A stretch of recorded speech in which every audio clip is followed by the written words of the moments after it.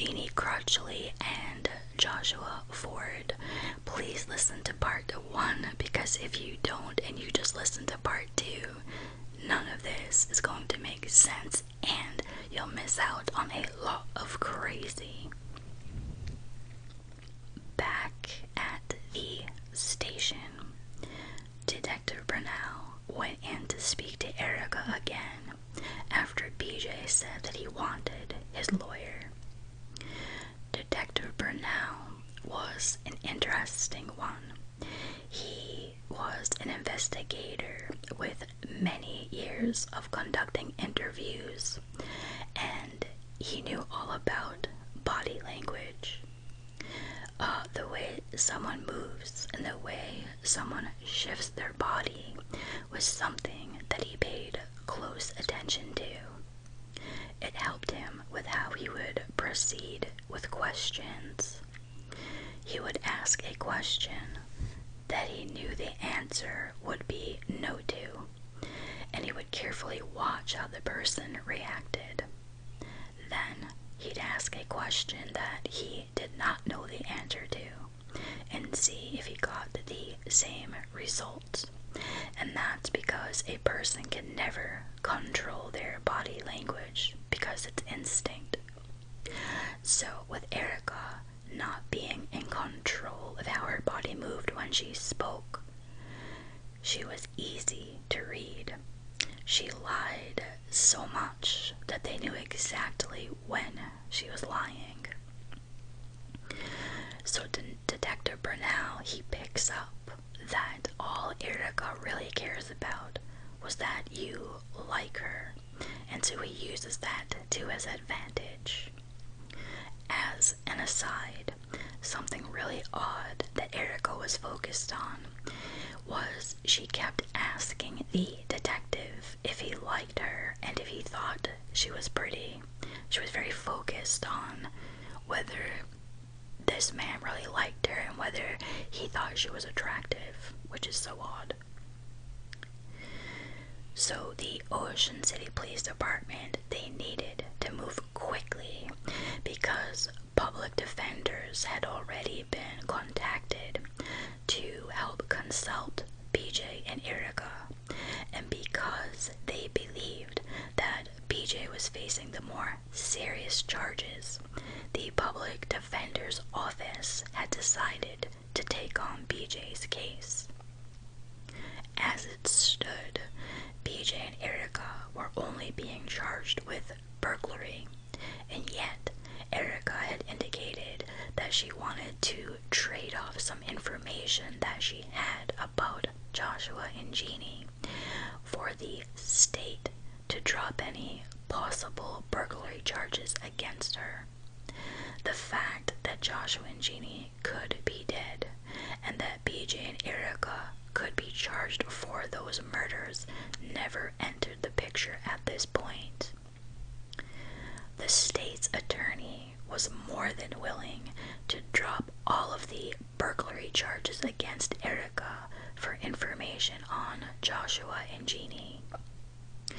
So Detective Brunel goes in and he speaks to Erica several more times before her appointed legal defense shows up.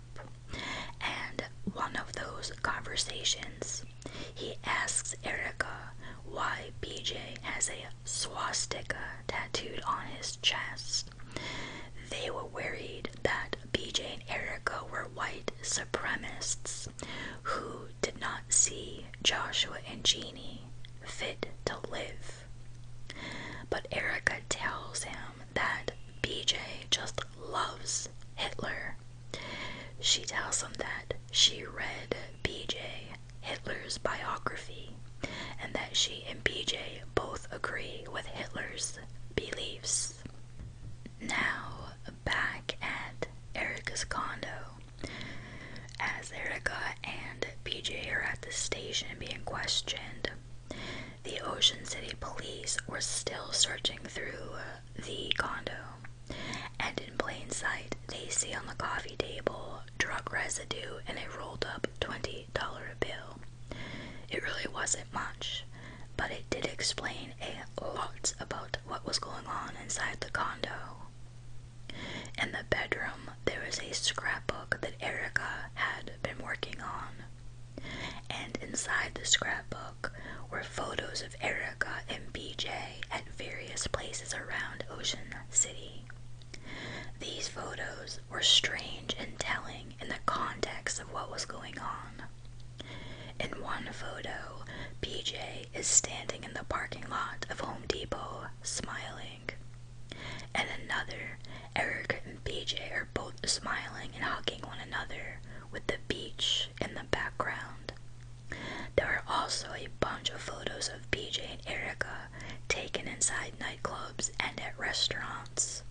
In several of the photos, Erica is wearing a Hooters t-shirt. In another, she's showing off what is a tattoo of a cobra on her hip, which she had just gotten done. But then, as one of the detectives was looking at the photos, there was one of Joshua and Geney. Joshua is holding a secrets cup, and both he and Geney are smiling. There was even a photograph of Erica laughing, eating shrimp, and around her neck is a cross and a man's ring. Then, in another photo, Erica is playing miniature golf, and she's kissing what is a large model of a green cobra. Then another photo of Erica standing side by side with a Hooters waitress with a huge smile on her face. All of these photos, except for the ones with Joshua and Geney, have been taken after they have been reported missing. So now we're gonna go back to the jail. So back at the jail, detectives are keeping the pressure on BJ, but BJ would not talk without his lawyer. The only thing he would say was if they wanted to know what happened, to go speak to his wife. Meanwhile, Erica had confided in Detective Burnell that Geney and Joshua were murdered. She said that the murders had taken place on the beach after BJ accused them of stealing their belongings. But with all the evidence pointing to the bathroom and the fact that Erica's body language spoke clearly to what the truth was, Detective Burnell just allowed her to talk, knowing that she was lying. Later on that afternoon, after more pressure, Erica says that BJ killed Joshua and Geney and that she had helped dispose of their bodies. So, Erica was changing her story again. She was no longer saying that it happened on the beach, but said she was downstairs when it happened. Detective Burnell asks her if she would show them where they had put the bodies, and Erica said she would, but only if they would not prosecute her for the burglary at Hooters, which they agreed to. Oh my god, my stomach, I'm so sorry.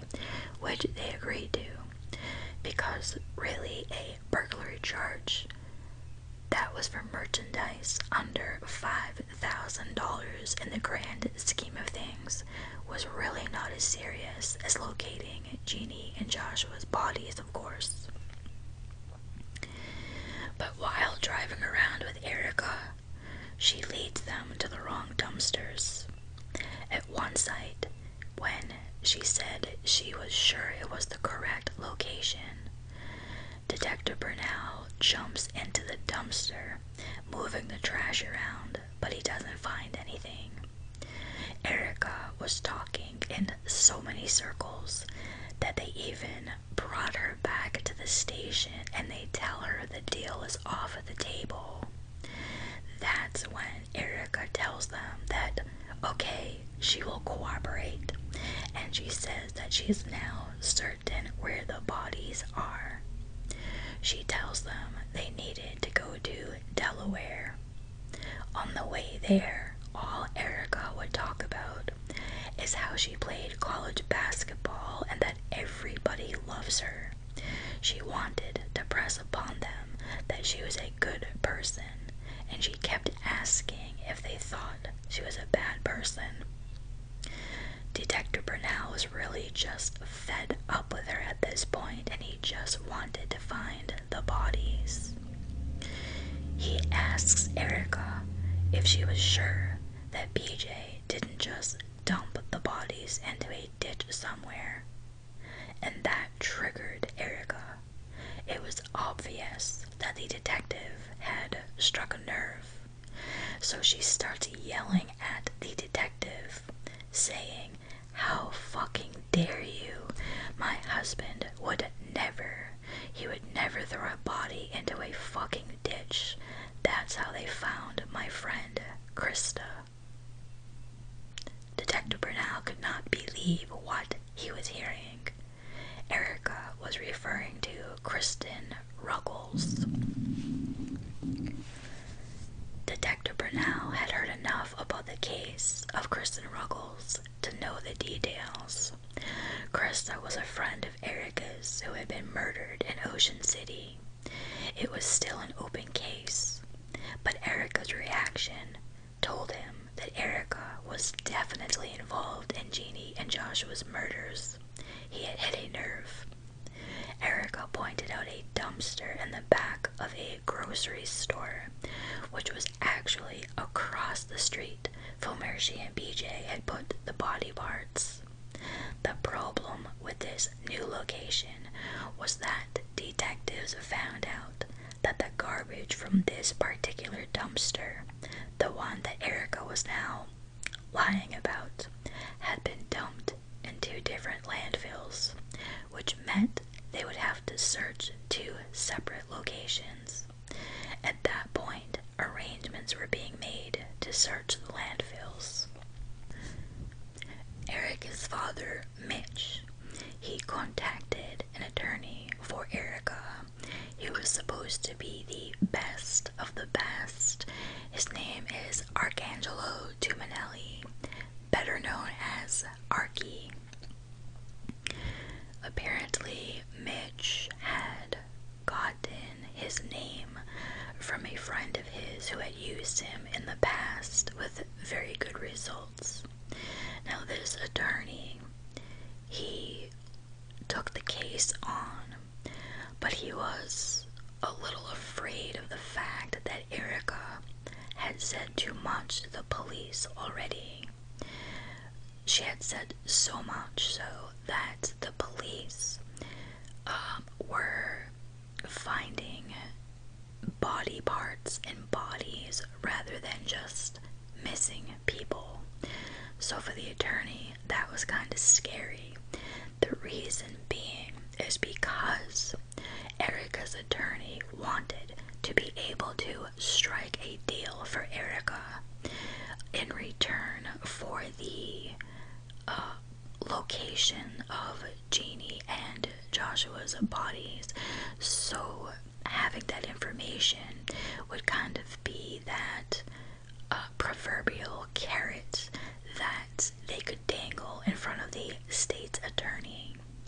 The deal that Erica's attorney wanted to strike for her was that if she gives the correct location of the bodies, that they wanted a deal that Erica would never be charged for the death of either Geney or Joshua.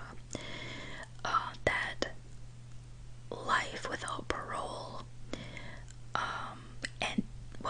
life without parole and death penalty would have to be taken off the table no matter what they find out later. Another thing they wanted was for Erica to be able to cooperate in future litigation in the trial against BJ. For that, they wanted a deal that Erica would not be prosecuted for any count murder charge against either victim. So that's kind of a bit of a conundrum. The state's attorney, he agreed to the first part of the deal, but the rest he was really uncomfortable with, because how could he promise that Erica would not be prosecuted for murder until they actually knew that she didn't have a hand in it?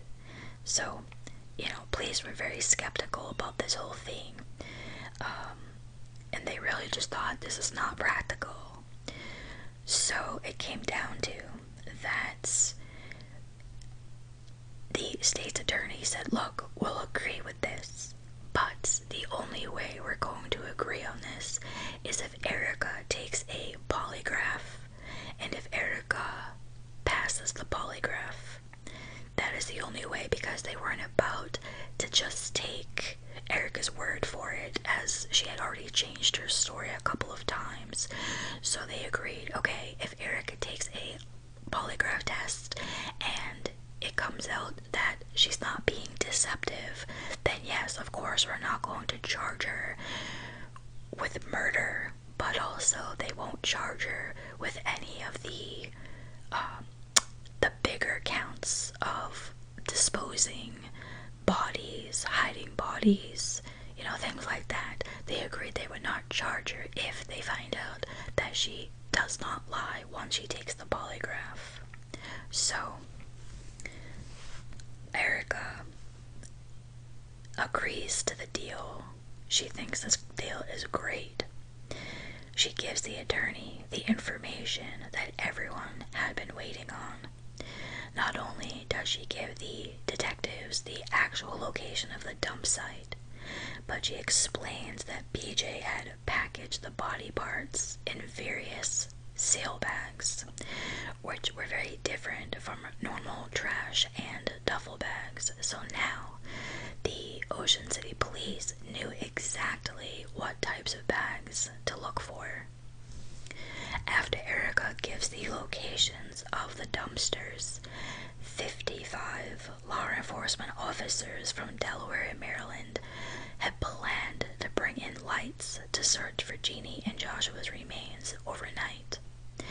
When Detective Scott Brunel gets out of the landfill, it was around 4:30 p.m. But then, 1 hour and 12 minutes into the search, someone found something. They had uncovered a leg, a torso, and 2 arms, all of which were badly decomposed but intact. One of the arms had a tattoo on it that family members of Joshua Ford had described. So, on the surface, things appeared to be going reasonably well for Erica. It seemed that the deal for Erica with the state's attorney would be consummated, and within some time, life would just go on for Erica. So after they find the remains of Joshua and Geney, which, by the way, they did not find much of Geney and only a little of Joshua, they did autopsies. And while they're doing the autopsies, they're waiting on Erica's polygraph to determine which direction they were going to take the case. Now, Erica's attorney explains to her that she's going to have to speak with Ocean City police detectives and the state's attorney before she takes the actual polygraph. It was more or less a requirement of the deal that she had signed. In other words, she needed to sit down with them and lay everything out. If you think about the Chris Watts case, when he sat down with Agent Tammy Lee and they went over everything before she conducted the actual polygraph test. So the pre-polygraph interview. So this is the same idea. Before they headed over to take the test, Erica's attorney explains to her that if there is any minor detail that she had forgotten to tell him, that she needed to come clean with it right then. But Erica insists that there's nothing to worry about. So the polygraphist is inside the room where the actual test would be taken, but the state's attorney wanted to be certain that she wasn't wasting everybody's time. Detective Brunel questioned Erica, and it seemed like things were going fairly well. So as the interview, now remember this is the pre-polygraph interview, as the interview went forward, Erica answered questions clearly. She was confident, she was open, and she was willing to talk about everything. The entire story Erica had retold, which took about 3 to 4 hours worth of details, was full of new and gruesome information that the state's attorney and Detective Brunel had not yet heard. It was during this time when Erica spoke for the first time about how BJ had wanted to take a photo of him holding up Joshua and Geney's heads and send it to his SEAL buddies. As the interview went forward, Erica admitted that the story she had told of Geney and Joshua being murdered on the beach was a lie. She said it happened inside the condo in the upstairs bathroom, claiming that she was downstairs the entire time. She said she heard the shots, woke up, saw the bodies, then helped BJ get rid of them after he cut them up. She said that it was BJ's doing all the way, and that she was only an accessory after the fact. Now, just when Erica seemed to be answering these questions with no reluctancy, Detective Brunel asks her, "Hey, what about the second couple? Remember Melissa and Justin?" And Erica's attorney had no idea what he was talking about. Erica had never told him about a second couple. So, right then and there, the detective, Scott Brunel, he knew Erica was lying. He was interested in the fact that Erica had allowed this same situation to take place a second time after knowing what BJ had done the first time. Throughout the interview, Erica had repeated over and over that she was terrified of BJ all week after witnessing what he had done. She was scared that he would kill her or her family, and so she went along with everything BJ had done because she was afraid of him. But sitting there listening to her, Detective Brunel knew it was all lies.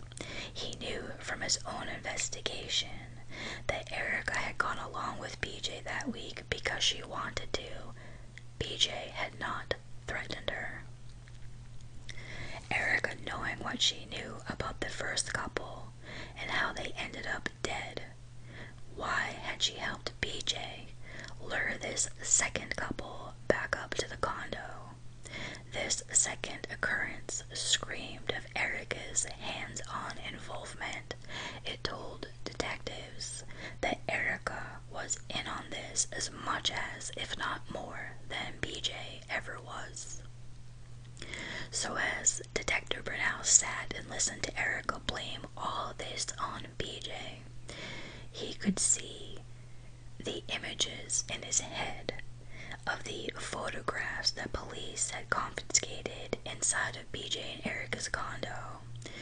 Those were the pictures of Erica playing miniature golf, smiling, eating shrimp and crabs, drinking beers, getting a tattoo, shopping at Home Depot, lying on the beach.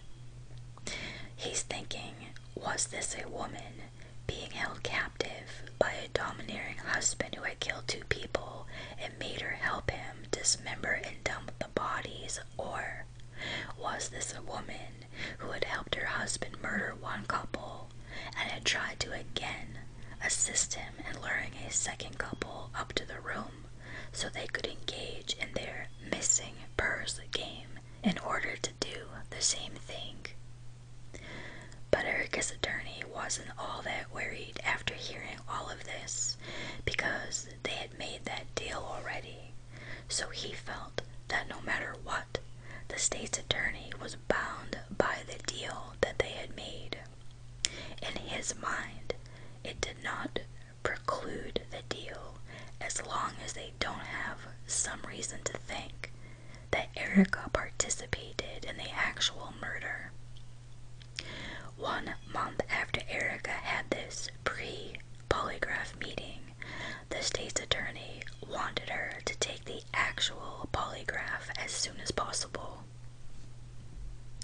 A preliminary ballistics report confirmed that the bullets recovered from Joshua's decomposed torso were fired from the gun that Erica had in her possession on the night she was arrested in the parking lot of Hooters. Erica's attorney met with her and her parents. The polygraph examiner chosen to carry out the test was a pregnant woman, someone everybody involved in the case was happy with, non-threatening to Erica, yet not a male that she could try to manipulate. Now, Erica and BJ had been in jail for nearly 2 months by this point, and Erica was eager to take the polygraph. The living conditions in prison were really getting to her. She had written letters to a friend about the conditions she had faced in there, saying she was not being let out of her cell, how there were rats, there's feces everywhere, that it smells like vomit and urine, and the showers are dirty. Erica actually believed that after she took the polygraph that she would be bonded out until the time she had to come back for sentencing for the lesser charges.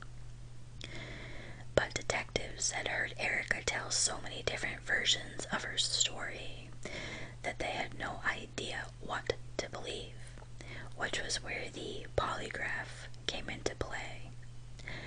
But the bottom line was that if that polygraph test came out that Erica was not being deceptive, then Erica would not be prosecuted for murder. It would not matter what the state's attorney or the detectives believed. They would not be able to prosecute her under those charges because of the deal they made with her. So now it's the day of the polygraph, and it is just before 10 o'clock in the morning when Secret Service agents Carrie Campbell and Bill Doyle said they were ready for Erica. So this Secret Service agent, Carrie Campbell, she is the pregnant one. I will call her Agent Campbell. So they read Erica her Miranda rights, and they ask her if she understands that the polygraph is voluntary, of which she acknowledges. They are in a small interrogation room at the Ocean City Police Department. She was there with her attorney and the assistant state's attorney. They were both waiting down the hall. So as I said, Agent Campbell was pregnant. She was going to be the one asking the questions, and Agent Bill Doyle would be sitting nearby. He was going to conduct the actual test. So Erica takes one look at Agent Campbell and smiles. There was a built-in rapport there almost immediately, and by 10:03 they were sitting down ready to begin. Okay, so now I'm going to try to explain all Secret Service polygraphs, they start with a medical questionnaire, and then they proceed with a personal history questionnaire. So Erica started to talk to Agent Campbell about her life before marrying BJ, and also she talked about her relationship with BJ afterward. Erica seemed forthcoming for some reason. It was as if she wanted to talk, yet nobody had yet asked a question. But Agent Campbell was not about to stop Erica from talking. It was obvious that Erica felt comfortable and wanted to unload a few things before the actual polygraph started. After talking a bit about her mother and father's deep bond to one another and how it affected her upbringing, Erica asked Agent Campbell if she had seen her jewelry that the police had in their inventory room. Agent Campbell told her that yes, she is aware of what is in inventory, to which Erica responds, "Oh good, I missed that shit and I really want my diamonds back." It was really odd that Erica was getting ready to take a polygraph in regards to a case where a double murder had been committed and the bodies being dismembered and tossed in a dumpster, and yet she was concerned about her diamonds. If nothing else, the question told Agent Campbell and the others where Erica's priorities were. Erica began to talk about where she and BJ had met and how they had run off to Las Vegas together to get married. She described the first year of their marriage as exciting and full of partying 5 days a week with cocaine and ecstasy. She also talked about how BJ dragged her away from God and that they did not celebrate Christmas because BJ doesn't believe in Jesus. Erica also said that BJ had never given her a gift until April of that year when he bought her the gun. And when she told Agent Campbell about that, she inadvertently admitted to a government agent that the gun that killed Joshua and Geney was in fact hers. But then she was quick to say that it was the same gun that BJ had used to kill Joshua, and she claimed to have never even fired the gun since she had it, and that BJ was trying to frame her by using her gun. As Erica continued talking, things slowly took a turn, and everybody listening in could not believe what it was that they were hearing. Erica began with a breakdown of her criminal life with BJ. She said that she and BJ's crime spree had begun back on April 4th, 2002. She said that she started participating in what she called B&Es with BJ, although against her better judgment and even her will. She explained that before she got involved, BJ would pick locks at ATMs and other locations just for the fun of it, calling BJ an expert lock picker. Erica was more concerned about her role in these crimes than their nature, however. For example, she said that they were at a reptile show once, and BJ broke into an LA weight loss center while she was passed out drunk in the car. There was another time when again she claimed to be passed out in the car when BJ robbed a Nextel store. But that was the beginning. Over the course of 7 weeks, the next 5 B&Es Erica committed herself. She said that it was a rush and that she got off on the idea of breaking into a building and robbing the store blind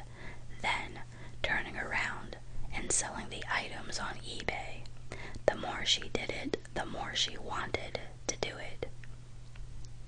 Erica further explained that being the owners of a scrapbooking store in the suburbs started to get boring and tiresome for her and BJ. She said they worked all day, and BJ would take naps in the store so that he could go steal at night. There was no thrill, no real excitement, and so because she and BJ had so much extra money lying around from all of their breaking and entering and selling merchandise on eBay, they decided to take a trip to Ocean City where they would steal as much as they could. They only took cash with them so they wouldn't leave a trail, but she claimed that murder was never part of the plan. According to what Erica was now telling Agent Campbell, she, Joshua, Geney, and BJ sat around the living room of their condo after leaving secrets together and walked the beach back to their condo. Geney and Joshua had stopped by their room on the way to the condo to pick up their bathing suits in case they decided to use the hot tub. As Geney, BJ, and Joshua sat around the living room and smoked some weed, she walked out onto the balcony of the condo and shut the door behind her.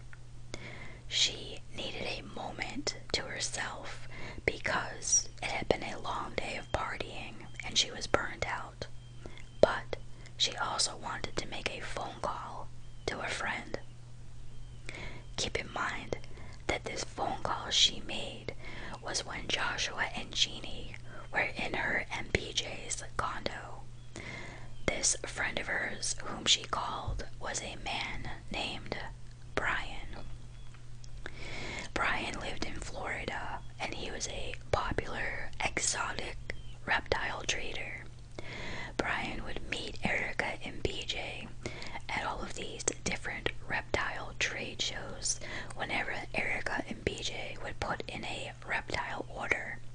They picked up the order wherever Brian was at with one of his shows.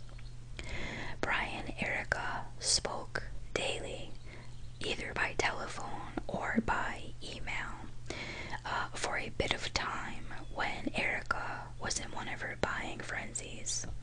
But Erica and Brian had only met 2 times in person, and BJ was there during both of those business meetings. Still, in a bunch of emails between Erica and Brian leading up to Memorial Day, it was clear that Erica had a crush on the guy, and he was not doing much to push her away. Erica had even told Brian at one point that she and BJ were at a bar they had just been kicked out of after she fell off of a bar stool and her gun slid out of her purse when she fell. After the incident, she called Brian and told him about it, adding that she and BJ were on their way to go rob a store. It was 2:26 in the morning when Erica made the first call to Brian on that night when Geney and Joshua were in the other room with BJ. According to what Erica later said, she had called Brian to let him know that she was in Ocean City. She said that she knew it was late, but Brian was one of those guys she felt she could bother at any time of the night. Erica admitted to Agent Campbell that even though she knew he was married, that she had a crush on Brian. Erica told Brian she really needed to talk to him. She told Brian that she and BJ had met a guy at a bar and that they went back to his place and that BJ had passed out. She said the guy did some personal harm to Erica and that she really needed to speak with someone about it. Brian told her to call the police, and Erica said that she dialed 911, but they called her a liar. She said that they said she was drunk and fooling around. So Brian told Erica to wake BJ up, call the police, and tell them what happened. But she told Brian that she did not want BJ to know about it and to keep it between them. The next day, Erica called Brian back. She said that she told BJ what the guy did and that BJ went looking for the guy. But thank God the guy left town because BJ was going to kill him. After the phone call to Brian, while Geney and Joshua were with BJ in the other room, Erica claimed she walked from the balcony to the kitchen to get beers for everybody. Leaving the balcony, she closed the sliding glass door behind her, then passed by where BJ, Geney, and Joshua were sitting on the couch in the living room. And she told Agent Campbell that she wanted to be hospitable by offering her guests a drink. Erica said when they all got back to Erica and BJ's condo that night, she had placed her pocketbook on the kitchen table. She said that she remembered this distinctly as she now walked by that same table after making the phone call to her friend Brian. The only difference was that the pocketbook or purse had been moved by someone, not her, she later claimed, and was now sitting on the backrest of the couch, which she thought was rather odd. As she stood thinking about it for a moment, the fact that someone had touched her purse without her knowledge began to bother her, so she picked it up, unsnapped the front flap, and her jewelry and pills were missing, and that was the moment when things turned. So far, while telling Agent Campbell her story, it was really obvious that she was putting all the blame on BJ. However, Erica then spoke a few words that told Agent Campbell that this lie detector test was never going to happen. The comment came during a point in Erica's story in which she said Geney and Joshua were locked in the bathroom upstairs. She said that BJ had walked over to Erica and asked her what to do now that they had two people locked in their bathroom who he had pulled a gun on. BJ told Erica it was entirely up to her what they do. Erica thought about it for a few seconds, and then she told BJ to, quote, just fucking do it. And then she looked at Agent Campbell after she said that, and she asked her, oh, you now have me on murder, don't you? To be clear as to what Agent Campbell was hearing, she asked Erica what it was. What did she mean when she told BJ to just do it? What exactly was it? Agent Campbell wanted to be sure that she understood exactly what Erica was saying. At this point, Erica paused and then said, I meant, just kill them. In other words, Erica was now claiming that she had given BJ the order to shoot Joshua and Geney to murder them. The agent asked Erica the same question 10 times, and her answer was always the same. Except one time, Erica had changed it up a bit, saying, I meant kill them because I knew he wanted to. When asked how could she know that, Erica said that she knew BJ wanted to kill somebody because BJ had asked her just 2 weeks ago if he could kill Erica's family. BJ wanted to kill her parents, both grandmothers and grandfathers, and even a wealthy aunt. He was going to do it in the middle of the night and then leave for Argentina. Then Erica, being the sole heir to all the money, would fly over and meet him. So this was Erica's explanation as to how she knew that BJ had wanted to kill somebody. Erica then went on to explain what happened that night. She said BJ was entertaining himself by having 2 people locked in his bathroom, that it was a turn-on for him to have Joshua and Geney right where he wanted them, yelling and begging for their lives. She said BJ got off on the fact that he had 2 people under his control inside the bathroom, and apparently the green light from his wife to put a couple of bullets into their heads, something he had wanted to do to somebody for a long time. And then, as they both stood outside the bathroom door, with BJ having his back against the bathroom door, BJ said, "I'm just going to fucking waste them. Cool." When BJ said, "Cool," Erica knew he meant it as a question or a euphemism for, "Is that okay with you?" It was BJ's way of once again asking for her approval. Erica said that Joshua and Geney were getting very loud and she just wanted them to shut up because she was afraid that the people out on the beach would hear Joshua and Geney screaming. Geney was screaming the loudest, banging on the door, crying out for help, and then she went from banging on the bathroom door to the glass window in the bathroom which faced the beach.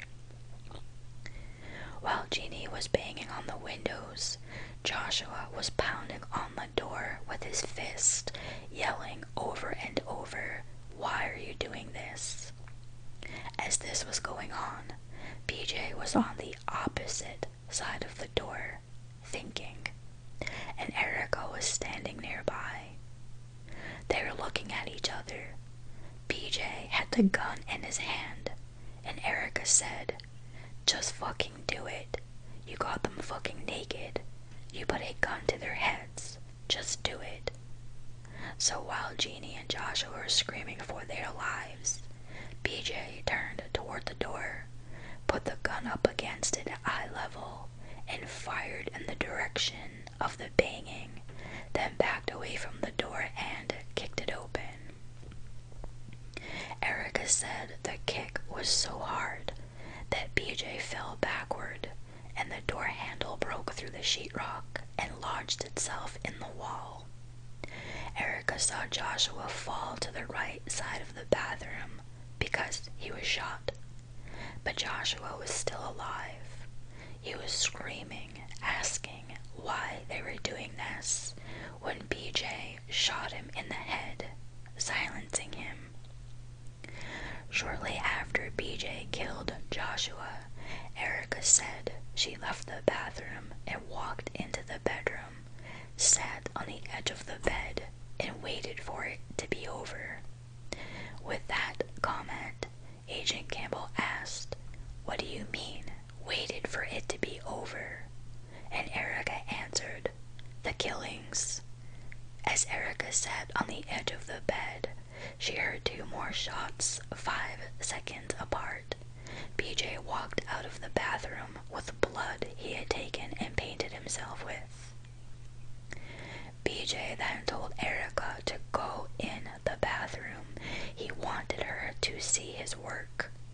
Geney was in the corner of the room, underneath the vanity, crying and shaking, scared for her life. BJ had not killed her yet. Geney had curled herself up into what Erica described as the fetal position, and Joshua was leaning against the closet, dead. BJ and Erica then searched Joshua and Geney for their missing things, but they could not find anything. BJ told Erica to run downstairs, grab the walkie-talkies, and check the beach for their stuff in case Joshua and Geney threw them over the balcony, but nothing was found. Erica ran back up to the penthouse, and BJ was still upstairs in the bathroom, just staring at the vanity where Geney was hiding. BJ told Erica to open her knife, like he had taught her, to check to see if Geney was dead. Erica said she knelt down on one knee and began deeply cutting Geney, which caused Erica's clothes to be soaked with blood. Agent Campbell asked Erica where she cut Geney, and Erica explained it was the right side of Geney's abdomen, above her hip, and she told her that she was surprised at how much pressure it took to cut the skin. But she didn't just cut her once, she cut her twice. At that point, Erica paused, looked at Agent Campbell again and said, "You have me on murder, don't you?" But Agent Campbell ignored her. She wanted to know if Geney was alive or dead when Erica cut her, and Erica answered that she did not know for sure, but she thought she was probably dead. And when Agent Campbell asked Erica if she even checked in any way before she cut her, Erica said no. So now Erica could no longer claim that she took no part in the murders. Now, while all of this was being revealed, Agent Campbell notices that Erica had what looked like to be a brand new tattoo of a snake right above her hip. It was the same location where she had just shown where she had cut Geney. And when asked if the tattoo was new, Erica said that she had just gotten it 2 or 3 days after she had cut Geney, and that she got the tattoo there because BJ told her to get it there and compliments her all the time about it, which was important to Erica because BJ had only made compliments to her about 2 things. Before the murders, he said Erica was a cool wife for going to strip clubs with him, and now he says he likes the tattoo because it's in the same location that Erica had cut Geney.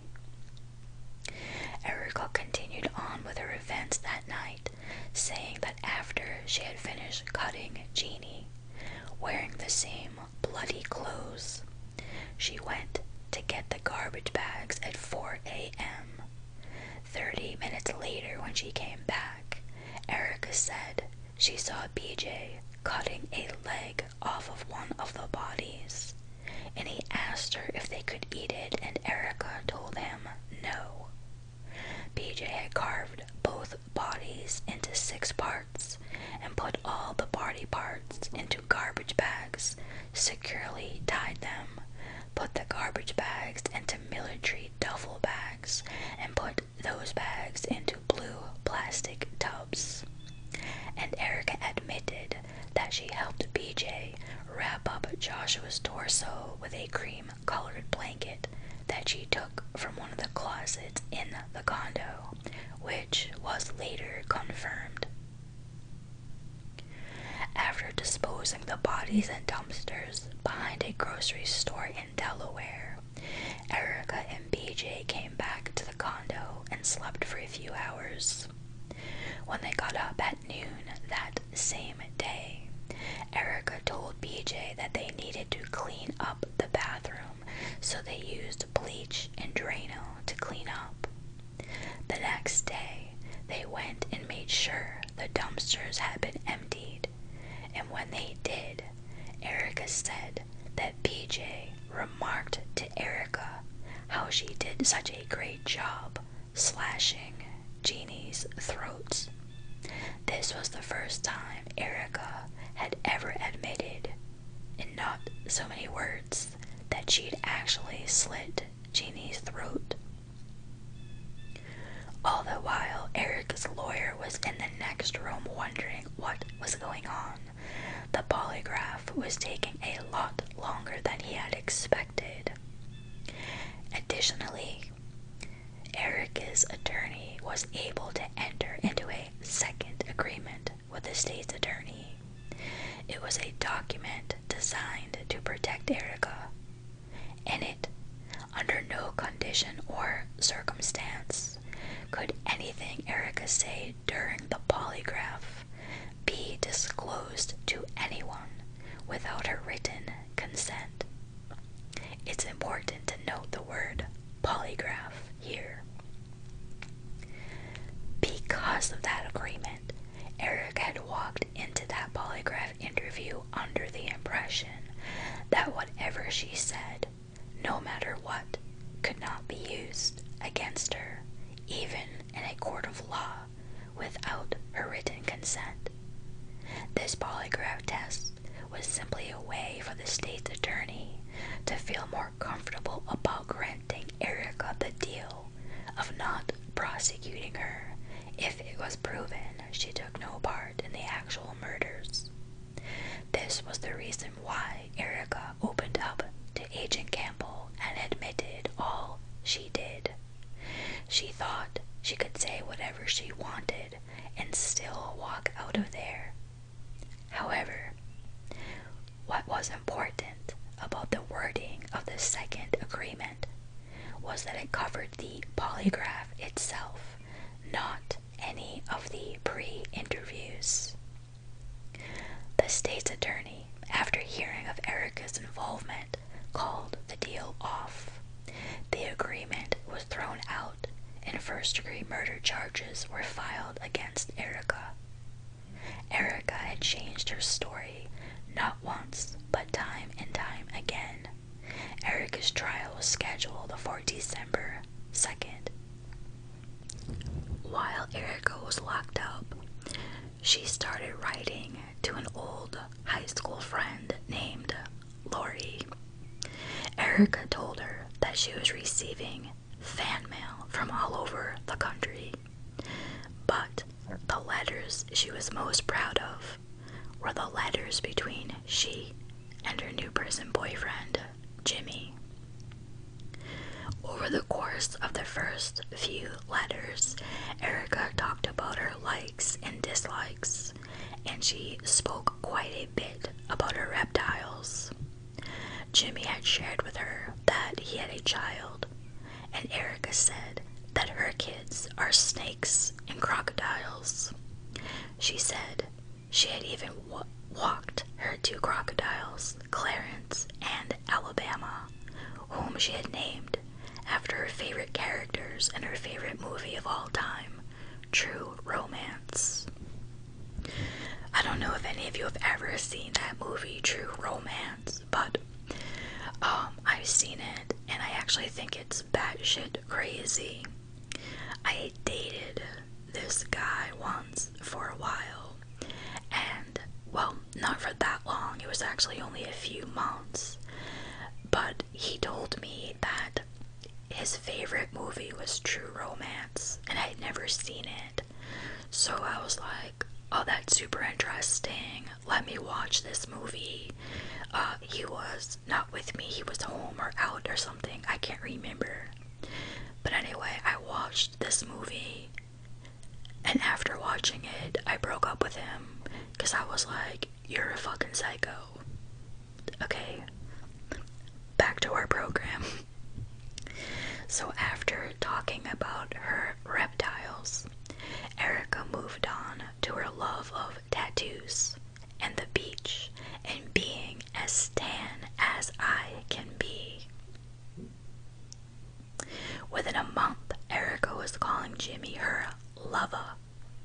She claimed that she had made love to only PJ, but she wrote that she had been with around 25 guys, and she was scared of not being able to satisfy Jimmy because she believed he said he had slept with at least 2,000 women over the course of his life and had probably done everything there was to do.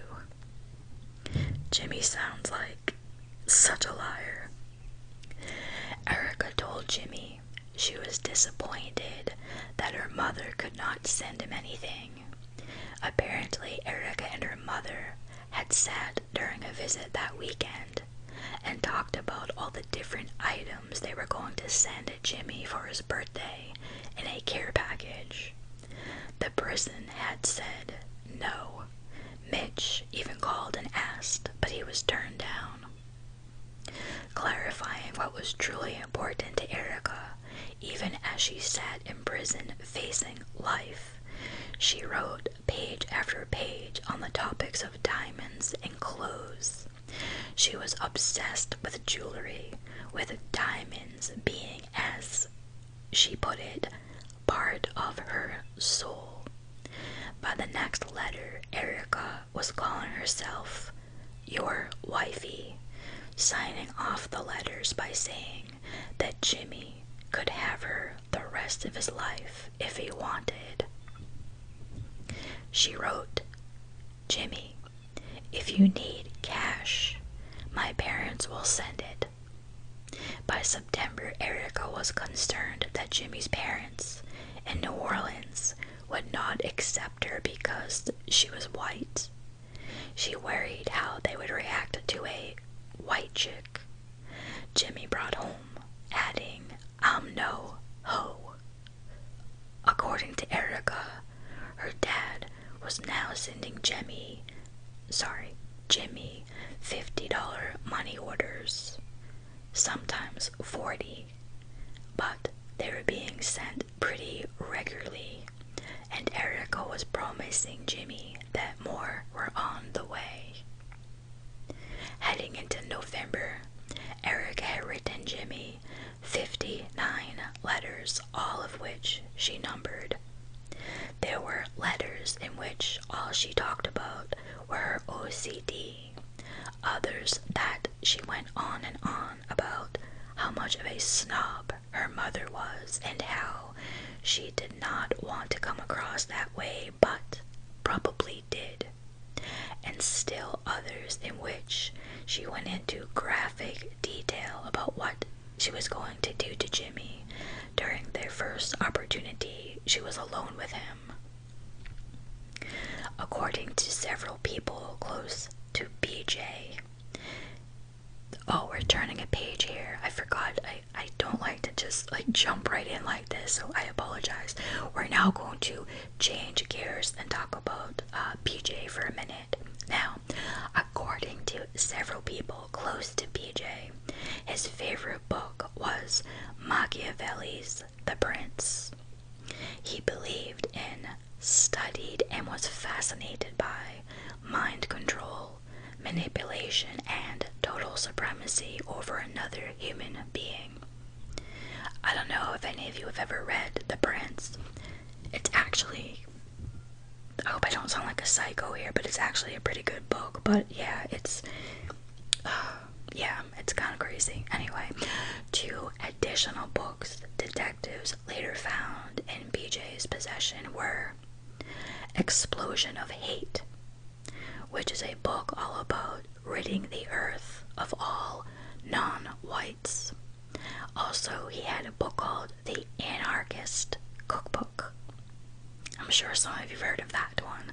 The Anarchist Cookbook outlines recipes to make bombs and start drug factories. It's something that a terrorist might have in his library as a user's manual. A former friend of BJ said that BJ liked to read books detailing the most violent behavior known to man, but especially in regards to the treatment of females.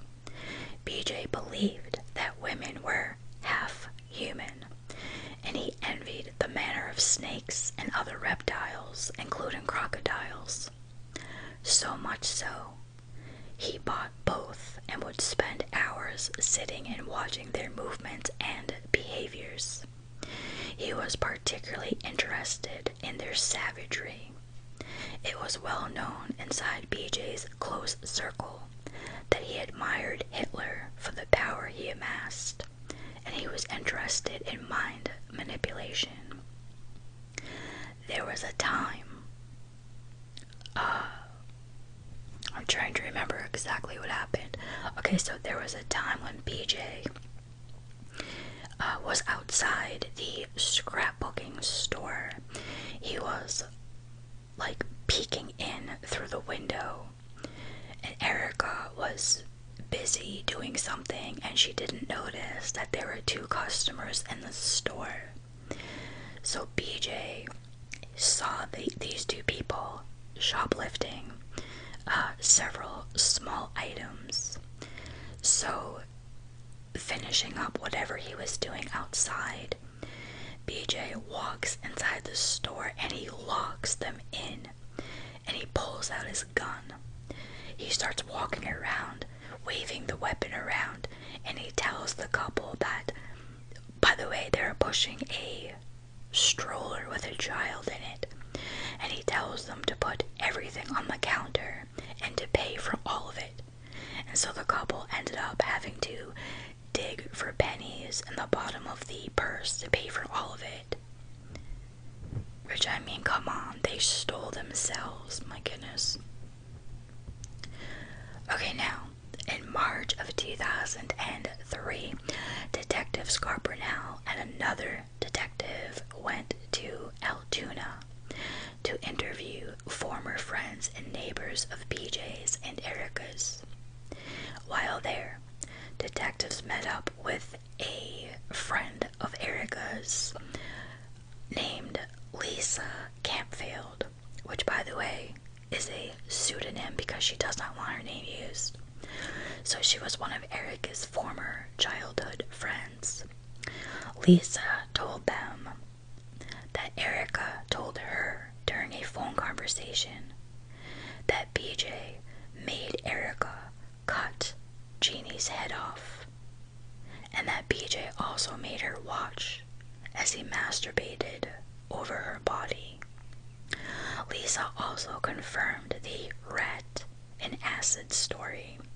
She said she was there that day, in back of the LA Weight Loss Center, next door to Memory Lane, when she saw smoke coming from a little bucket, and when she asked BJ what it was, he told her that he had put a live rat in the bucket of acid to see if it would dissolve its bones.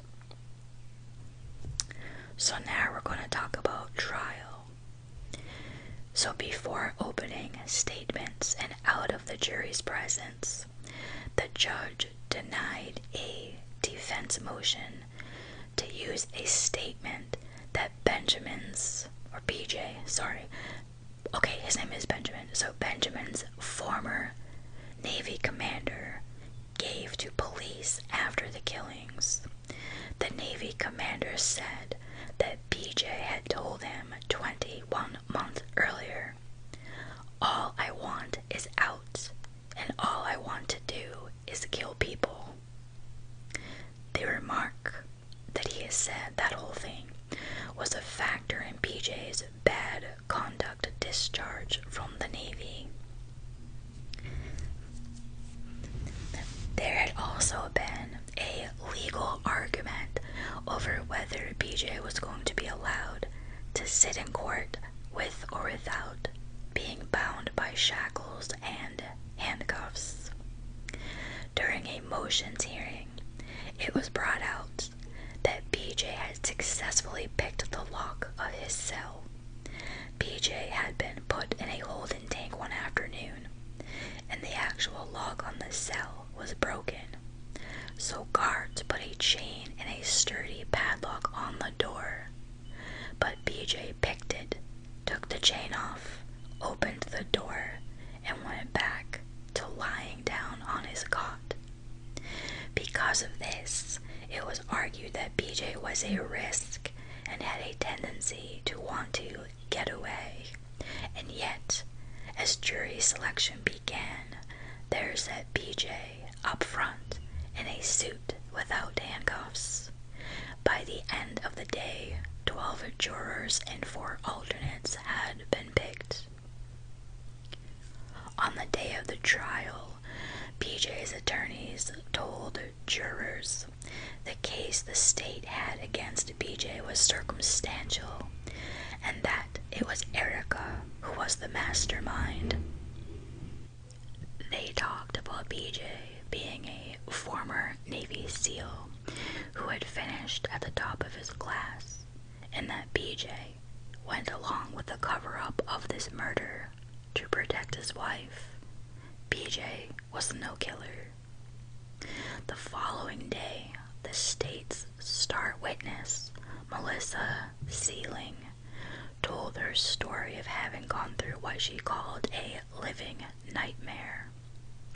She testified that she was terrified and feared for her life that night. She believed BJ when he said he was ridding the earth of bad people. He had brandished a gun. He had walked around the condo drunk, looking to kill someone. He had threatened her. Melissa's story was compelling and chilling, but it was up to the jurors whether they believed her or not. When it was his turn, BJ sat next to the judge, held up his hand, then recited the nothing but the truth oath.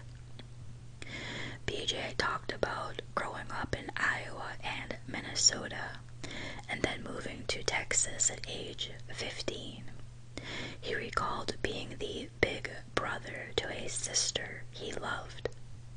After high school, he left for the Navy immediately because he had a great desire that he couldn't really explain to become a military man and become a SEAL.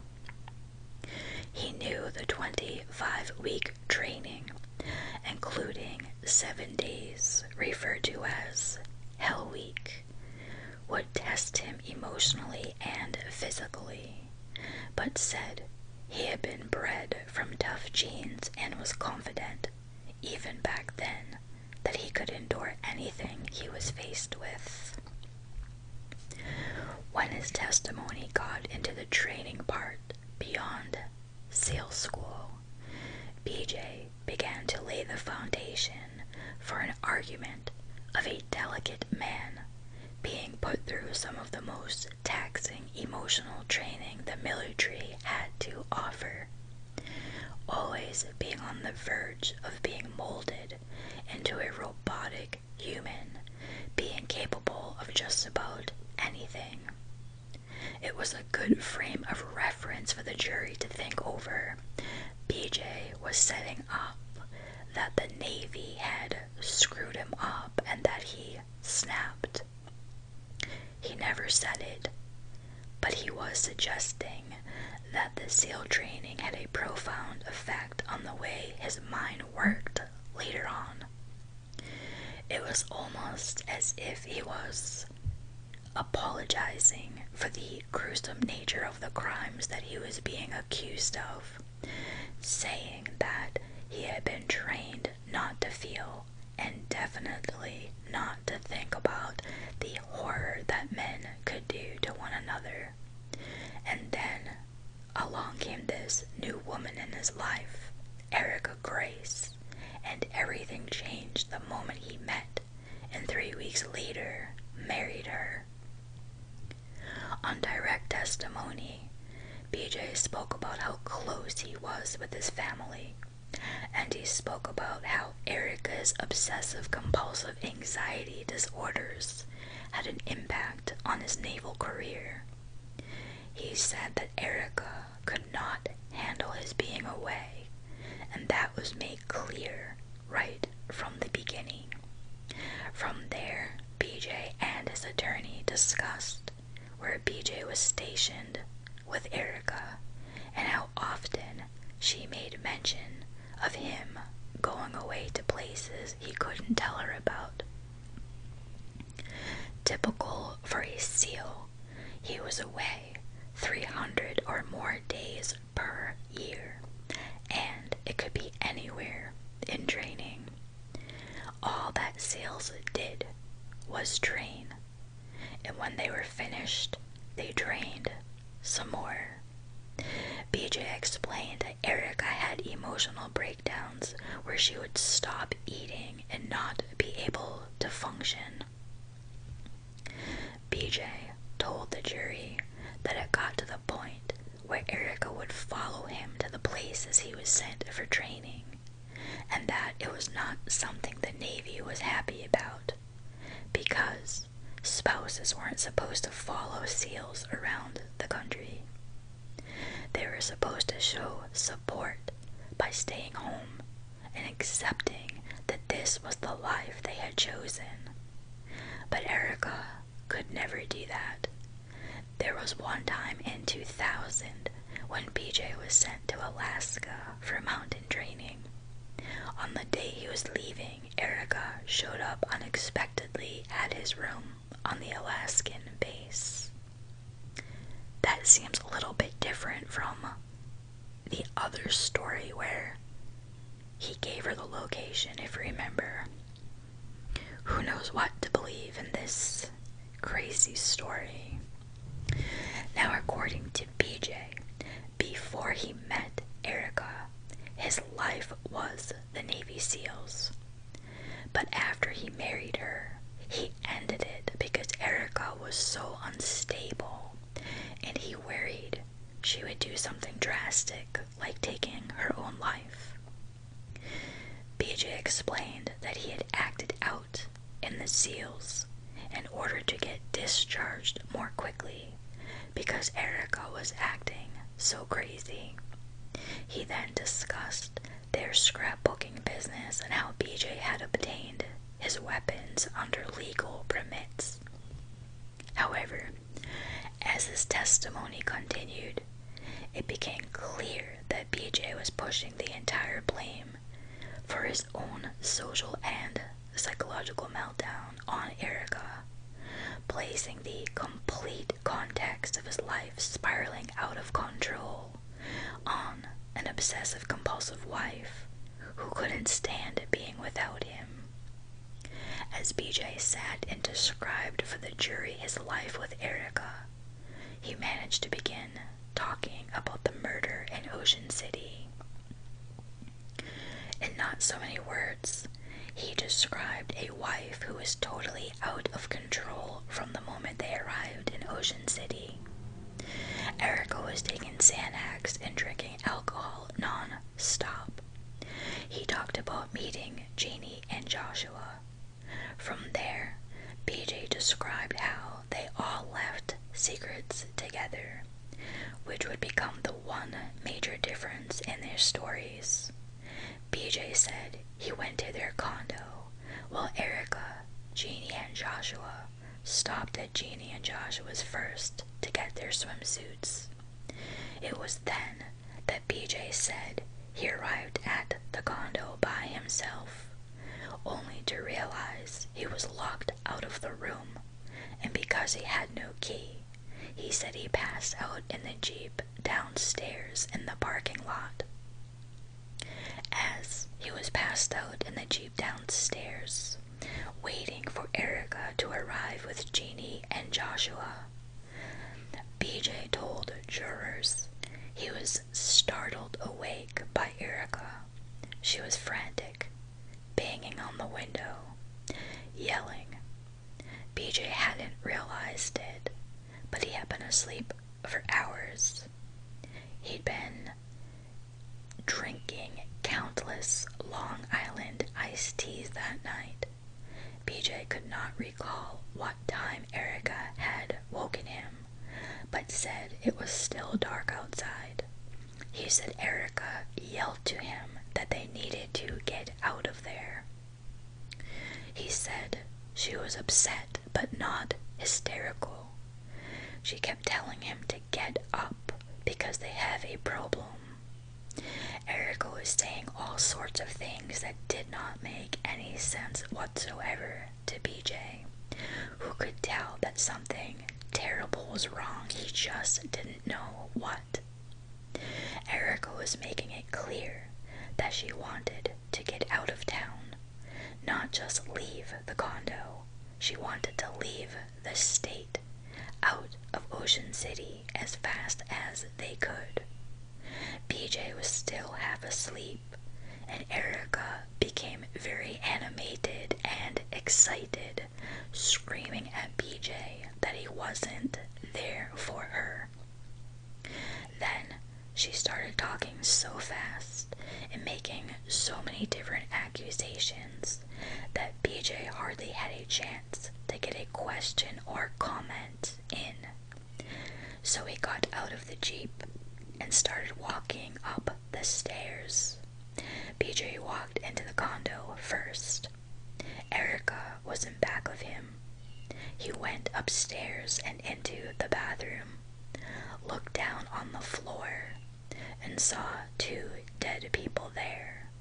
The people they met on the bus, Joshua Ford and Geney Crutchley. BJ said he bent down and checked both of their pulses as he had been trained by the Navy. He said Joshua looked like he had been shot in the head, but didn't know about Geney. But they were both covered in blood. He then walked out of the bathroom and went into the bedroom nearby and sat on the edge of the bed and began thinking what they were going to do with 2 dead people. His wife obviously responsible for the deaths. He grappled for what is the right thing to do. He was thinking what in the world had happened while he was passed out downstairs in the Jeep. Did Erica snap? Had she just shot the 2 of them in cold blood without rhyme or reason? What the heck had happened? He said, in what seemed like 30 minutes of pure silence, he sat and contemplated what he could do, calculating the options he believed he had in front of him, thinking he can either help or not help his wife, abandon her and not go to the police, or just go to the police. In helping her, BJ knew he understood that meant covering up the murders. He stood up, walked around the bedroom for a moment, and then, after sitting and thinking it through, he decided on the best way out of it all.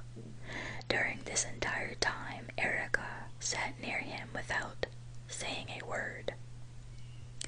And so a husband made a decision to help his wife cover up 2 murders. The only way in which BJ had known to dispose of dead bodies was what he had been taught.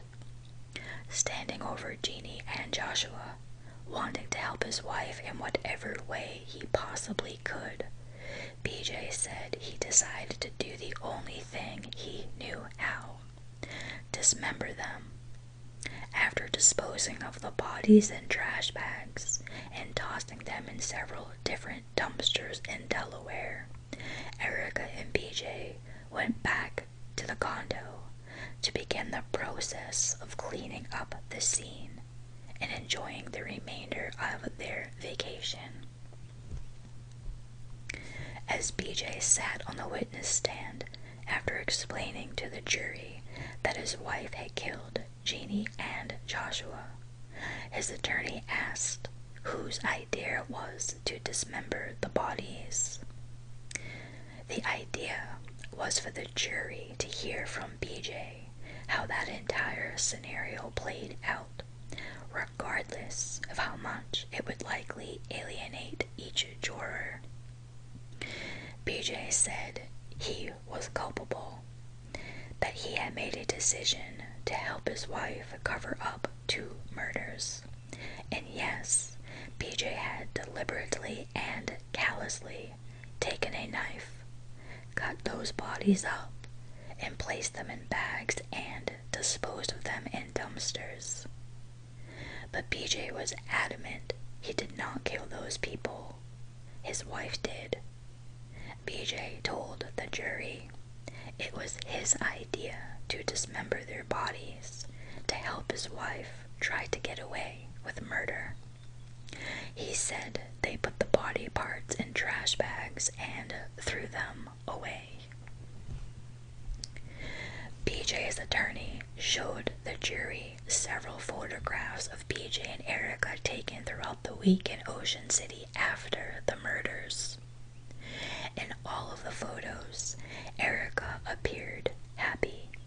She was smiling, partying, and having fun. On the other hand, in the photos, BJ looked dark and torn up and totally out of it. His face was sunken and he looked sad.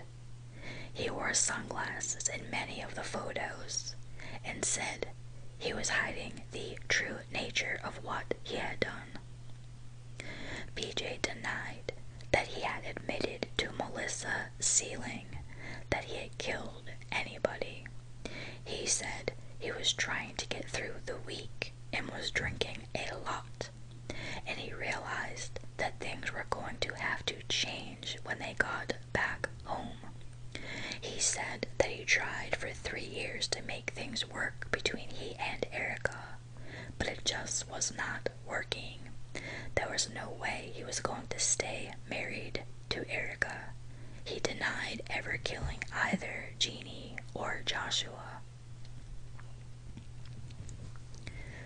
Going into BJ's case, prosecutors knew that convicting BJ was going to be difficult because BJ hadn't said a word to police. As soon as the cuffs were on his wrists after he and Erica were caught stealing at Hooters, BJ went quiet. Of course, they knew they had him on the burglary and probably the accessory after the fact. There was no way those bodies could be removed without him knowing or participating, but that's all they had. Everything else was Erica. Next, I'm going to talk about the cross-examination of BJ by prosecutors. So when it came time for the prosecution to question BJ, they talked about how Erica did not take well to married life. In fact, it was pretty easy to prove that Erica's psychological behavior seemed to spiral out of control once she and BJ got married just after 3 weeks. BJ agreed. Then they spoke about BJ's training as a SEAL.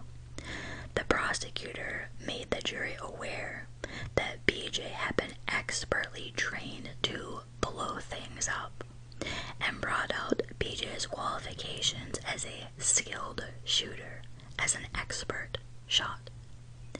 They went over how BJ was taught to view the body as a machine so that he could fix it and go back to the battlefield and continue to fight.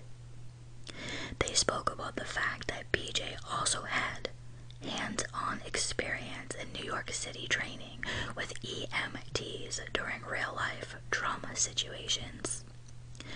The point of it all from the prosecution side was to show how BJ had run up to the bathroom and, as a trained medic with the Navy, did absolutely nothing to try to save their lives or even check to see if they were still alive.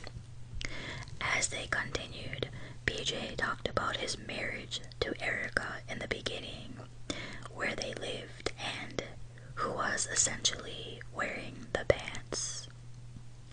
BJ had made a point during his direct to say that Erica called most of the shots and that he went along with it to keep her happy.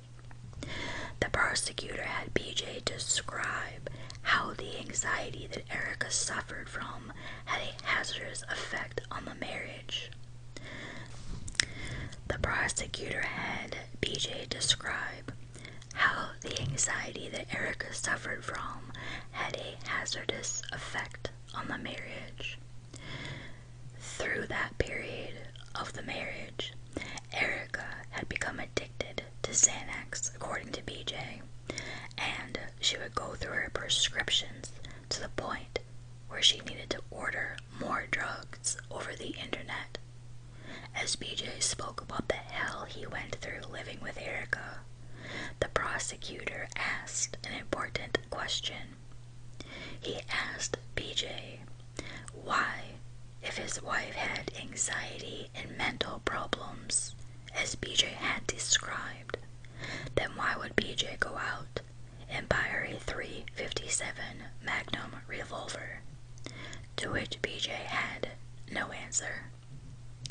The prosecutor questioned BJ about the photographs he and Erica took while they were in Ocean City. He showed a photo of Erica and BJ on the beach, both of them smiling. It was just hours after BJ said that Erica had murdered Geney and Joshua, and BJ had dismembered them. It was a photo BJ's lawyers had not shown the jury.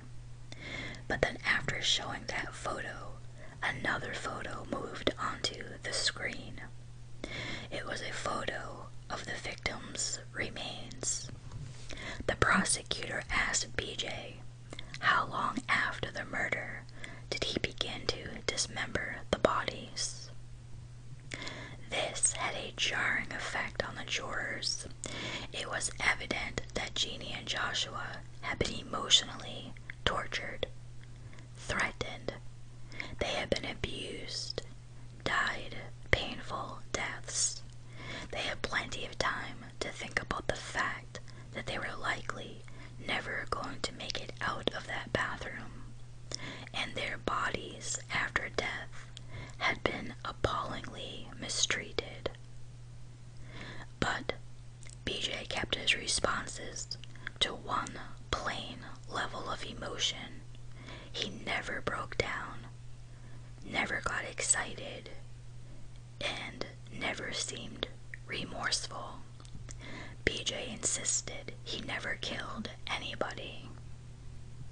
When BJ finally spoke, he answered the question regarding how long he waited after Geney and Joshua were murdered before dismembering them, saying that he didn't know exactly when they were murdered. When the jury returned after deciding on a verdict, BJ was convicted of a second-degree murder and the death of Geney, but he was cleared of all murder charges in the killing of Joshua.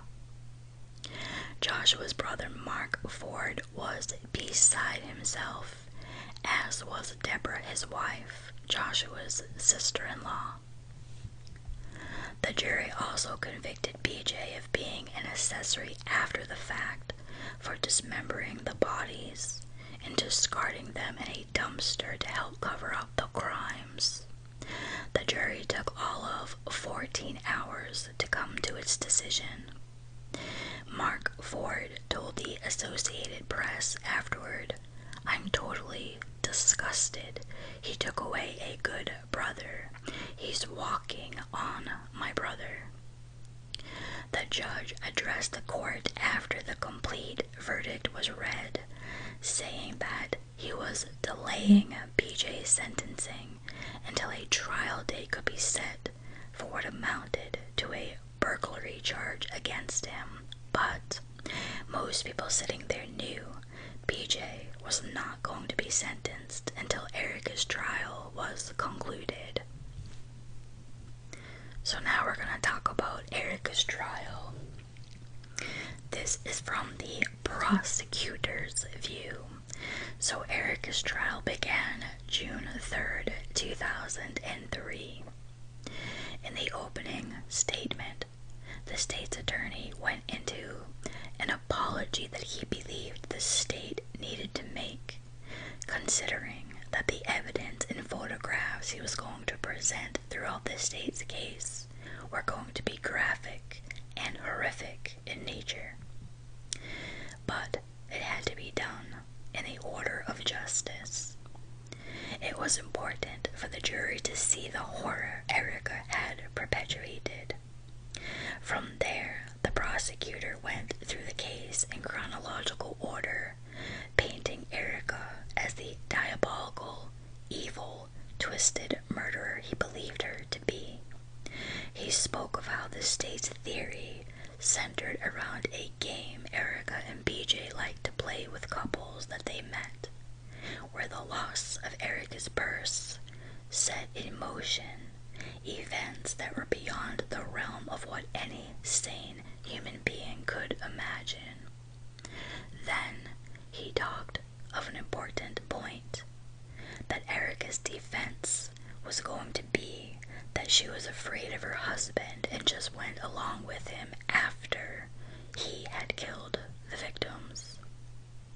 The prosecutor told the jury that one day after the murders was a fun day for Erica, that little or no thought to the condition of the victims, Erica played miniature golf, and later she went to Ocean City's famous boardwalk.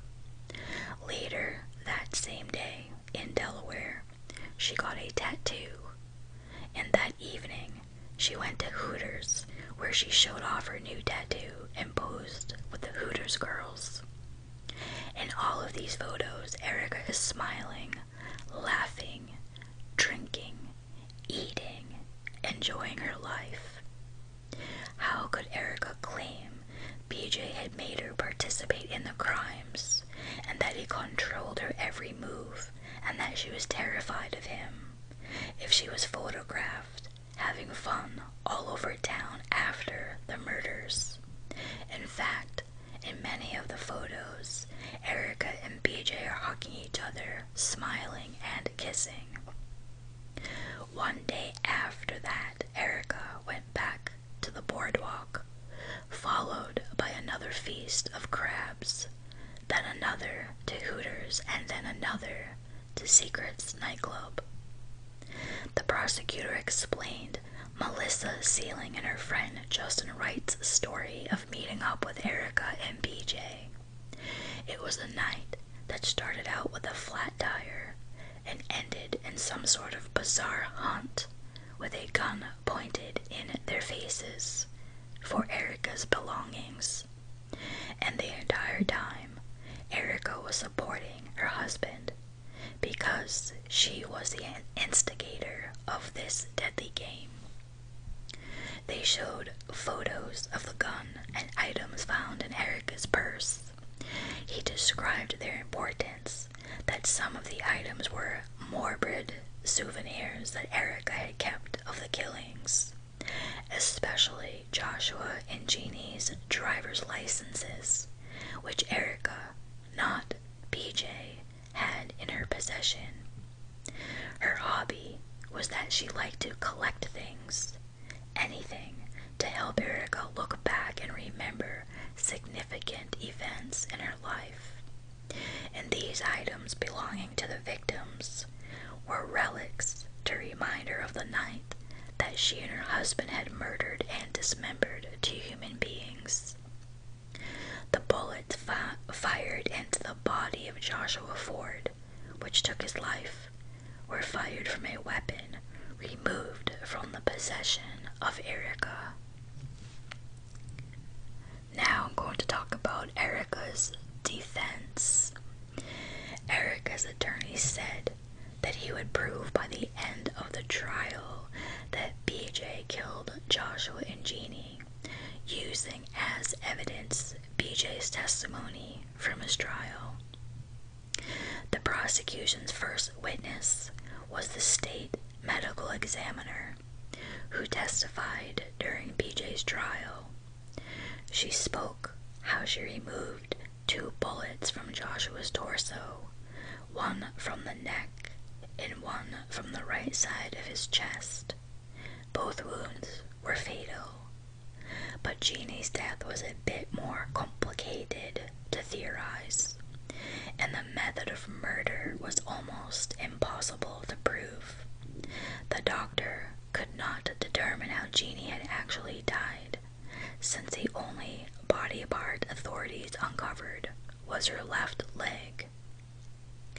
Erica was a manipulator and a chronic drug user who, when she was married to BJ, thrived on good times, dark thrills, and obsessive behavior which drove him out of the military. Mark and Deborah Ford, so that's Joshua's brother and sister-in-law, had lost a daughter to a supposed serial murderer in Cape Cod who had beheaded the young woman, and some claimed removed her heart. 8 months later, they got a call explaining that another family member, Joshua, had been the victim of a brutally savage crime, which seemed to be motivated by nothing more than the sheer thrill of the kill. This trial, at least to Mark and Deborah Ford, was a formality. They needed to see it all to the end, and being a part of it in any capacity was one way to accomplish that task, and with any grace move on. On the afternoon, as it wore on during the first day of trial, Mark Ford was brought in. The prosecutor had Mark talk about the ring Erica had in her purse, with Joshua's blood on it, on the night she and BJ were arrested at Hooters. It was the same ring that Erica wore in a few of those after the murder photos. During Mark Ford's testimony, the prosecutor showed a photo of the ring, asking Mark if he recognized it. Mark said that it was his brother, Joshua's dragon ring, adding that Joshua wore that ring many, many times. Then came the state's exhibits, which the prosecutor had warned the gallery and the jury that it would be subjected, or they would be subjected, to graphic photographs. The most ominous photo was a shot of Joshua's arm, cut off from the shoulder, sitting on a medical examiner's steel bench. Present in the photo was Joshua's tattoo, perfectly centered on the bicep. Law enforcement witnesses came in and described how they arrested BJ and Erica at Hooters, discovering the IDs that led police to believe Joshua and Geney were being held hostage at the Rainbow condominiums. This routine arrest of 2 burglars turned out to be the beginning of the most horrifying case many of the detectives working it had ever investigated.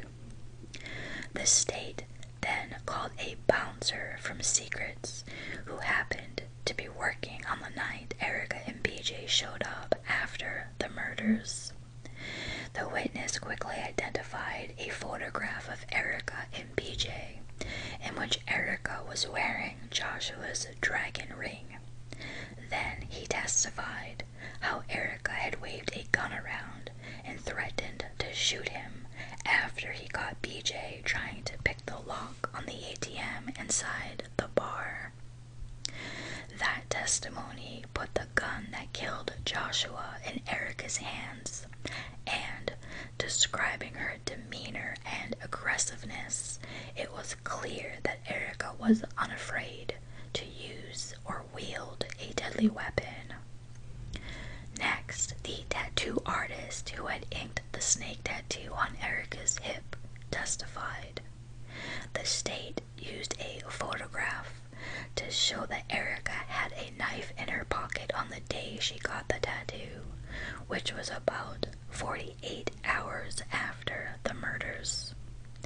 It was that same knife Erica had in her pocket on the night she was arrested, the same knife used to cut up Geney and Joshua.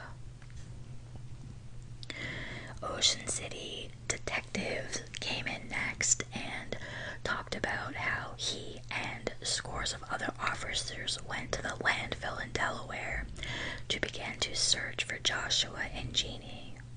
The search went on for 12 hours, and within only a short period of time, an excavator picked up a human leg. They then located a large, dark-colored duffel bag that contained a yellow, hotel-style blanket and a torso of a human being. A disturbing photo of what was left to Joshua Ford's torso was shown. The next item was an arm, then another arm. The graphic images kept coming and coming, one after the other. Various shots of body parts in different positions, from the dump site to the medical examiner's office back to the dump site. Over the next few witnesses, the state went through the items that Erica and BJ had purchased at Home Depot and Ace Hardware. It was important testimony, subtly telling jurors that Erica and BJ had no good reason, while on vacation, to replace a door and paint a bathroom if they hadn't dismembered two people inside the bathroom, shooting one of them through the door and making a terrible mess of things. Now I'm going to talk about closing arguments. State's attorney focused on Erica's habit of collecting things, including Joshua's ring, and what were the last photographs taken of Joshua and Geney, which Erica had taken herself with her own camera. Interestingly enough, Erica and BJ had met plenty of other couples that week, and yet the only couples photographs that police found were of Geney and Joshua, who ended up dead, as if Erica and BJ had chosen them, and Erica was documenting their final days as some sort of reminder or souvenir from that week. The prosecutor referred to Erica as Little Miss Scrapbook, who took photographs of the couples that gave her a rush, the ones who gave her the excitement, like Geney and Joshua. Another factor that the prosecutors saw as significant became how there were only 2 bullets found on the kitchen table in the Rainbow condo where Erica and BJ were staying. There were more than 2 bullets fired, but there were only 2 bullets saved, and it was the state's theory that 2 bullets were kept because the souvenir hunter only fired 2 of the shots. She had to keep her 2 bullets because she is the collector and she has to have the trophy. Erica also had the IDs of the victims and Joshua's ring on her when she was arrested.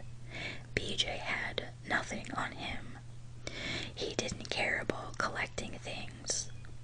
BJ had lost everything when he got himself discharged from the Navy and had little reason left to feel good about life.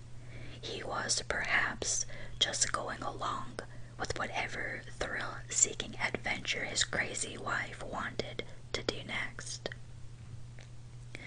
There was also the implication that only a novice shooter could have shot that .357 and missed, which a bullet found in the grout of the tile floor proved. Looking at it from the perspective of BJ being the mastermind or the main shooter, how could a Navy SEAL who was an expert marksman miss a shot at such close range? Only an inexperienced shooter could have done that, which meant Erica had fired that round, which made her a murderer. Next came in the 911 call that Erica had made from the condo at 3:01 she had met PJ, Geney, and Joshua. After she and PJ met Geney and Joshua. The state would submit that a reasonable inference in the facts in this case is that at the time this call was made, Joshua and Geney were already dead. Then it went on to the dragon ring. Erica had taken a picture of Joshua wearing the ring at Secrets. Film developed from her own camera proved this.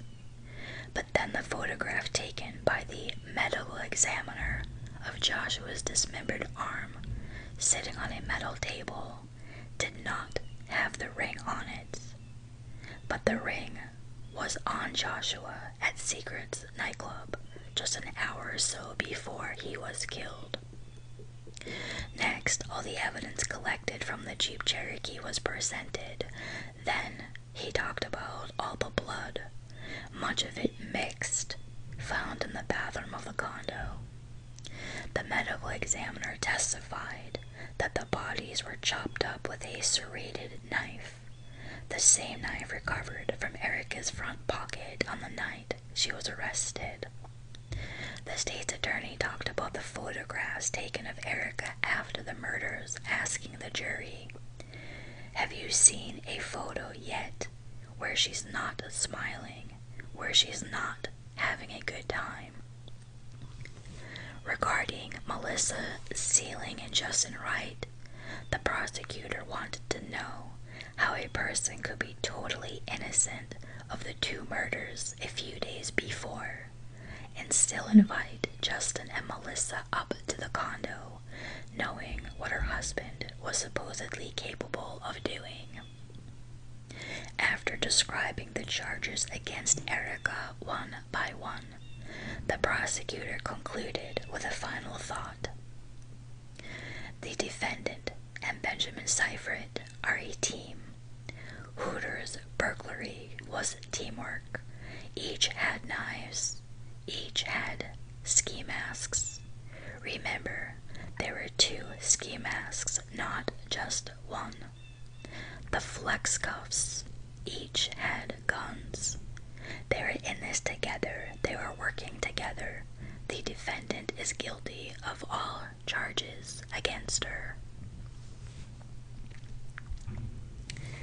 Now, it was Erica's attorney's assertion that Erica was nothing more than a fragile, psychologically weak young woman who assisted in BJ's horror only because she craved his affection. On June 10th, the jury indicated that it had reached a verdict. After what had happened during BJ's trial, many family members of the victims were nervous that Erica might also walk away with a slap on the wrist and a few decades behind bars. Saving family members of Joshua and Geney from any more anguish and drama than they had already gone through and would forever have to deal with, the jury found Erica guilty of second-degree murder and the death of Geney, and first-degree murder and the death of Joshua. She was found innocent of all the other charges against her. What swayed many jurors was the fact that there were so many photographs of Erica after the murders, living it up on the boardwalk and eating chicken wings at Hooters and drinking beers and playing miniature golf.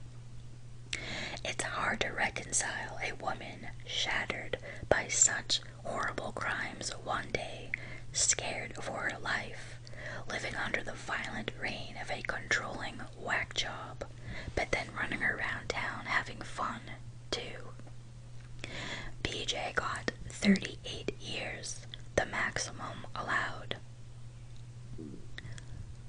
Now I want to tell you guys Joshua's brother Mark Ford, what he had to say. It's very, very impactful and very important. Mark was in a state of total disbelief, having buried daughter and a brother to murder in the span of 8 months. But he was also ready to point out for Erica what she could expect from life behind bars. This is what he said to Erica. He said, "It is Judgment Day. It is time for you to pay the consequences. Erica, today is the day that this honorable court holds you accountable for your murderous acts. Erica, today is the first day of your lifetime walk down Jessup Prison's memory lane. You're going to have lots and lots of quality cell time. In prison, you will experience the inner panic and terror of loneliness and isolation. Erica, you are 25 years old with a life expectancy of another 50 years, of which you are going to have plenty of time to think about what you did to Josh and Geney. Erica, here's some reality. Benjamin won't be your cellmate at Jessup, and your backup death row husband, Jimmy, won't be stopping by for visits either. You're going to be locked up in a 5x9 cell, hopefully painted purple, without a tanning booth, and with no beach to sunbathe on. And you cannot bring your 3 pet snakes with you. I don't think they will be serving crabs and cold beer. Erica, your special treatment time is over. Please look at me. Please take a long look at me. Shortly, you will hear Josh and Geney's message to you. It's judgment time. Thank you, Your Honor." There was total silence in the room. Some of Joshua's relatives sitting there had worn vials of his ashes around their necks in solidarity and support and love. Erica was sentenced to life in prison plus 20 years. The judge called Erica a Jekyll and Hyde after denying a request by Erica that she be placed in a mental hospital. But the judge chided her, saying, "State prison," and then he hit the gavel. That's it, you guys. That was quite a lengthy video. I know some of you like the longer videos, some of you not so much, but I did try to put out a, I asked some of you what you would rather, and it seemed the majority of you really wanted the longer videos, but I'm not really sure how long this video is going to be once I put it all together. I don't know how long it's going to end up being, so most probably I will put it into 2 parts but release it on the same day, which, I mean, you've already listened, so you already know that. One thing about Mark Ford's, Joshua's brother's, impact statement that he said to Erica that you might be confused about is when he said, hopefully your cell will be the color purple. The reason why he said that is because Erica had this weird fear and hatred of the color purple, so that's why he said that. I actually didn't know that, and when I read his impact statement, I was like, what does that mean? So when I looked into it, I found out.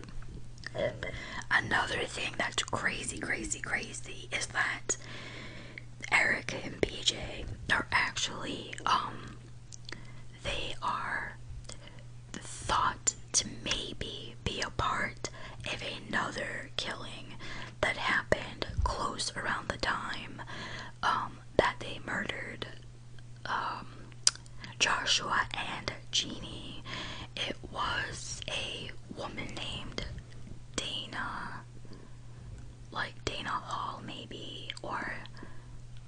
gosh, I can't remember. I think it was Dana Hall or Dana Gates. I'll put the additional information in the description, but I did not want to. I mean, I could have made a whole separate video of what happened there, but it was never, I don't think it was ever decided upon who actually murdered this woman, who, by the way, was found outside of her house. I think she was completely naked, I'm not sure, but definitely she was battered, and her boyfriend was in the house, and he was attacked as well, and I think he was most likely supposed to die, but he didn't, but he was really, really bad off. So I'll put that, maybe a link to that in the description, because that's a whole other video that possibly Erica and BJ were responsible for. Okay, so that's it. Thank you so much for listening, and if you actually made it through this whole entire thing, I cannot thank you enough. It took me a long time to research, and I wanted to be as specific as I could be, and I apologize if maybe some of the content was a little too graphic. Some of you like that, some of you don't, but in any event, thank you so much for listening,